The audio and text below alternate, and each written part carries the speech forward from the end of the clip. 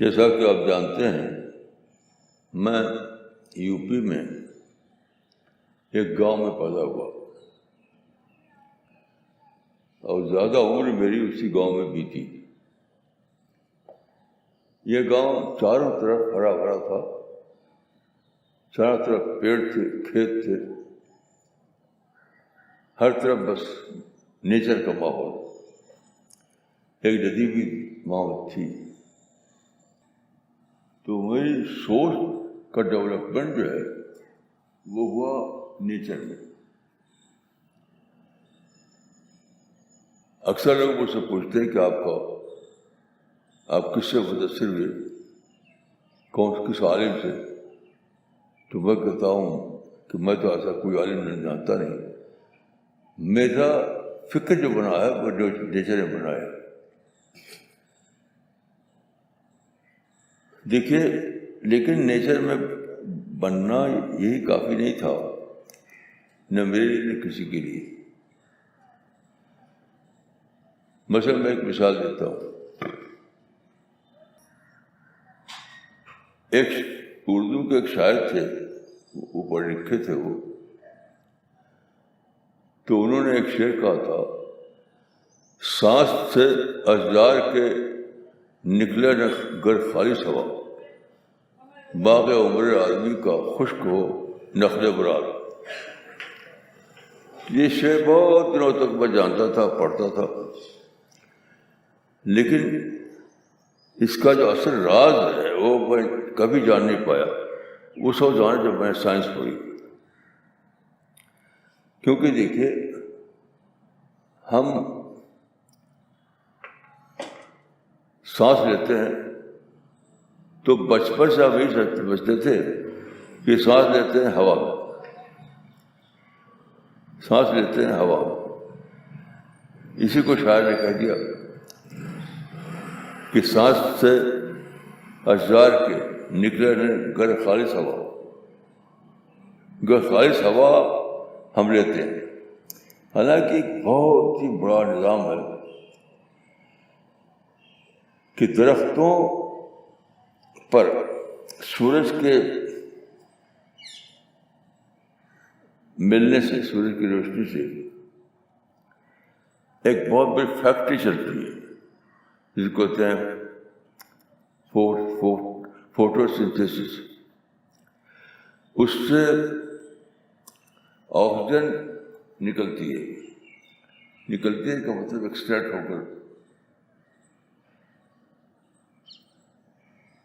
تو پھر ہم انہیل کرتے ہیں، ہم آکسیجن کو انہیل کرتے ہیں، ہمارے باڈی میں جا کر وہ خون کو پیوریفائی کرتی ہے۔ اتنا بڑا سسٹم یہ ہے کہ آکسیجن ہمارے باڈی میں خون کو پیوریفائی کرتی ہے، سارے باڈی میں خون پہنچتا ہے، اور پھر اس سے پیوریفائی کرنے کے بعد اس سے نکلتا ہے کاربن۔ تو کاربن کو ہم ایکسپیل کر دیتے ہیں۔ انسان ہر وقت کاربن کو ایکسپیل کر رہا ہے اور آکسیجن کو انہیل کر رہا ہے۔ تو یہ بات پوری تاریخ میں کوئی جانتا نہیں تھا۔ ٹاپ کے جو ہمارے مسلمان مفکرین ہیں وہ بھی نہیں جانتے تھے، کیونکہ یہ تو ایک ڈسکوریبل آئٹم تھا جو سائنسدانوں نے دریافت کیا بہت بات کو۔ تو اس کو سوچتے سوچتے میری سمجھ میں ایک بات یہ آئی کہ قرآن میں ایسا کیوں ہے کہ قرآن میں یہ تو لکھا ہوا ہے کہ جب سال میں ایک مہینہ روزہ رکھو، رمضان کے مہینے میں ایک مہینہ روزہ رکھو، یہ تو لفظ نے بتا دیا۔ یعنی ایک مہینے کے لیے مسلمان رمضان میں روزہ رکھیں، تو یہ لفظ میں بتا دیا گیا. لیکن جس کو کہتے ہیں معرفت بتایا نہیں گیا. قرآن میں معرفت کی کوئی بات لفظ نہیں ہے. یہ بہت عجیب بات ہے. حکم تو ہے قرآن میں، لیکن حکمت جو ہے حکمت وہ لفظ نہیں ہے. اس کو معنی کیا ہوا کہ حکمت کو اللہ تعالیٰ نے ڈسکوریبل آئٹم بنا دیا. ڈسکوریبل آئٹم یعنی جو حکم ہے، جو احکام ہے، اس کو تو بنا دیا کہ لفظوں میں بتا دیا. الفاظ پڑھ لو اور جان لو. جو سارے فقہا، سارے علماء اسی پہ بات کرتے رہے. جو بات لفظوں میں بتا دی گئی ہے بس اسی پر اسٹک کرتے رہے. اور یہ بہت دھوم سے کہتے رہے کہ بس قرآن قرآن قرآن. بھائی تو قرآن آپ اس سے کیا ملا آپ کو ملا یعنی حکمت حذف ہو گئی، کیونکہ حکمت رسول اللہ کی طرف منسوب ہے قرآن میں. وَيُعَلِّمُكُمُ الْكِتَابَ وَالْحِكْمَةَ. دیکھیے اس میں دو بات رہے گی. رسول اللہ آپ کو دے رہے ہیں کتاب اور وہ دے رہے ہیں حکمت. تو حکمت معرفت ہے. کتاب لفظوں میں ہے، تو ہمارے سارے علماء میں یہ ہوا کہ جو لفظوں میں ہے کہ روزے کا حکم، نماز کا حکم، زکوٰۃ کا حکم، حج کا حکم، یہ لفظوں میں ہے، تو اس کو تو خوب پکڑا، خوب بحثیں کی اس کے اوپر. لیکن معرفت جو ہے وہ لفظوں میں ہے نہیں. معرفت ڈسکوریبل آئٹم ہے. Discoverable item. تو اس کو کسی نے میرے نزدیک جانا ہی نہیں. نتیجہ کیا ہو کہ معرفت جو ہے پوری تاریخ میں انٹچڈ آئٹم بنا رہا. صوفیاء نے چاہا اس میں کچھ، لیکن صوفیاء کی غلطی یہ تھی کہ انہوں نے اس کو دل کا موضوع سمجھ لیا. یعنی معرفت کو انہوں نے مائنڈ کا موضوع نہیں سمجھا، دل کا. اب وہ دھیان کر رہے ہیں، مراقبہ کر رہے ہیں، میڈیٹیشن کر رہے ہیں. اب وہاں کچھ ہے ہی نہیں، وہاں کچھ ہے نہیں سوائے خون کا سرکولیشن کرنا. تو یہ بہت ہی بڑی غلطی ساری تاریخ مسلمانوں نے کر ڈالی. تو اللہ تعالیٰ کو انسان پر رحم آیا. اللہ تعالیٰ نے مددگار پیدا کی. جو ساری حدیث کی ساری کتابوں میں لکھا ہوا ہے کہ اللہ مؤیدین پیدا کرے گا. دین کے مؤیدین، مددگار، سپورٹر. اس حدیث کو کسی نے سوچا بھی نہیں کہ یہ مؤیدین کون لوگ ہیں. میں سمجھتا ہوں کہ مؤیدین جو کہے گئے ہیں یہ وہی لوگ ہیں جو کم از کم ایک پہلو کا یہ تھا کہ وہ معرفت کے آئٹم کو ڈسکور کر کے مسلمانوں کے لیے عام کریں، ریچیبل بنائیں. چنانچہ یہ جو کانسیپٹ ہے، یہ جو ابھی میں نے کہا آکسیجن والا، اور اس طرح کے ہزاروں ہزار آئٹم، وہ سب سائنس کے ذریعے معلوم ہو کر ہمارے سامنے آئے ہیں. سائنس کے ذریعے، کیونکہ معرفت کا پورا خزانہ سائنس کے ذریعے منتقل ہوا ہے. جو ہمارے لوگ ہیں وہ تو بس فقہ تک رک گئے. ہمارے لوگوں کا جو سفر ہے وہ فقہ پر رک گیا، یعنی احکام احکام احکام. لیکن جو معرفت تھی، جو وژڈم تھی، وہ وہاں تو کوئی پہنچ ہی نہیں ہوئی. تو اللہ تعالیٰ نے مددگار کر کے یعنی جو اہل مغرب تھے ان کو سائنس کا علم دیا اور انہوں نے بڑی باتیں دریافت کی. لیکن شیطان نے کیا کیا کہ یہاں پر مسلمانوں کو اہل مغرب سے متنفر کر دیا.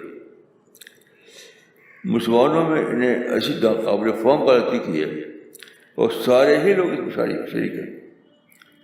سارے لوگ شریک ہیں نفرت. جو ٹاپ کے لوگ ہیں یعنی ایک تو وہ لوگ ہیں جیسے غزالی، ان کے زمانے میں سائنٹیفک کمیٹی وجود میں نہیں آئی تھی، یا شاہ ولی اللہ کے زمانے میں بھی سائنٹیفک کمیٹی وجود میں نہیں آئی تھی، تو وہ تو کچھ جانتے ہی نہیں تھے کہ سائنس بھی کوئی چیز ہے. تو چنانچہ معرفت جو ہے، جو ڈسکوریبل آئٹم تھی اور سائنسدانوں کے ذریعے وہ عام ہوئی، تو اس سے سارے علماء بے خبر رہے بالکل. اور جب یہ سائنسدانوں نے اس کو ڈسکور کر کے بتایا تو وہ دور آ گیا تھا، کولونیلزم کا دور آ گیا تھا. تو سارے علماء انتہائی ناقابل فہم کی غلطی کا ڈالی، وہ رائج ہو کر دی. سارے مغرب ان کی نفرت کا موضوع بن گئے. تو امریکہ سے نفرت، یورپ سے نفرت، مغرب سے نفرت، اسی نفرت میں سائنس بھی بہہ گئی. سائنس سے فائدہ نہیں اٹھایا ہمارے علماء نے. تو دیکھیے میرا جو مطالعہ ہے اسے میں یہ سمجھاؤں کہ اسلام کی تاریخ کو آپ جان سکتے ہیں عربی کتابوں کے ذریعے سے، لیکن اور احکام کو جان سکتے ہیں عربی کتابوں کے ذریعے سے،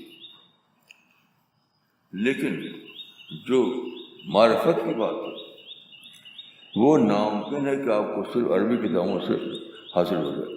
اس کی تو آپ کو سائنس کی کتابیں پڑھنی پڑیں گی. سائنس کی کتابیں مثلا یہی جو میں نے بتایا کہ آکسیجن کا نظام اتنا بڑا نظام ہے، اتنا بڑا نظام ہے کہ اتنی سائنس ہے، وہ سب کی سب مغرب میں ڈسکور کی گئی. ساری کتابیں مغرب میں لکھی گئی. تو اس کو پڑھے بغیر کیسے جانیں گے آپ؟ تو میرا ماننا یہ ہے کہ مسلمانوں پر فرض سے بھی زیادہ بڑی ذمہ داری ہے کہ وہ مغرب سے بلکہ انسان سے نفرت کرنا چھوڑیں. اس زمانے کا سب سے بڑا جو برائی ہے وہ ہے نفرت. اسرائیل سے نفرت، ہندو سے نفرت، امریکہ سے نفرت، مغرب سے نفرت. حیران کی نفرت جو حرام ہے اس کو جائز کیسے کر لیا علماء نے؟ میرے نزدیک انسان سے نفرت حرام ہے. رسول اللہ مدینے میں تھے، وہاں پہ یہودی تھے، یہودیوں سے آپ نے کبھی نفرت نہیں کی؟ نفرت کرتے تو ان کے قبلے کو اپنے قبلے والے تھے. یہودی کا جنازہ تھا تو اسے تعظیم کے لیے آپ کھڑے ہو گئے. تو نفرت رسول اللہ کا ہے ہی نہیں سرے سے. اور یہ لوگ جو ناتخوانی کرتے ہیں رسول اللہ کی ناتخوانی تو خوب کی، لیکن یہ نہیں دریافت کر پائے کہ نفرت اسلام میں نہیں ہے. تو میں سمجھتا ہوں کہ کسی نئے دور کا آغاز مسلمانوں میں صرف اس وقت ہوگا جب کہ نفرت کو چھوڑیں، مکمل معنوں میں پازیٹیو تھنکر بنے. سب سے نفرت چھوڑیں، یعنی یہود سے نفرت، ہندو سے نفرت، RSS سے نفرت، امریکہ سے نفرت، مغرب سے نفرت، برٹش سے نفرت، کولونیل پاور سے نفرت، یہ ساری نفرت کوئی بھی مت ہے، کوئی بھی کسی بھی ایکسکیوز پر جائز نہیں ہے. تو مسلمانوں کو چیزیں پڑھو، مسلمان کی کتابیں پڑھیے آپ، تو اس میں نہ وژڈم ملے گا نہ حکمت ملے گی، کچھ نہیں ملے گا. کیوں؟ اس کے جو لکھنے والے ہیں، جو رائٹر ہیں، وہ خود ہی نفرت میں جی رہے ہیں، وہ کیا کتاب کیا لکھیں گے وہ؟ تو جب تک نفرت نہ ختم کریں، نہ اچھا اسپیکر بنیں گے، نہ اچھے رائٹر بنیں گے، نہ اچھے مسلم بنیں گے. یہ ہے میری آج کی دریافت.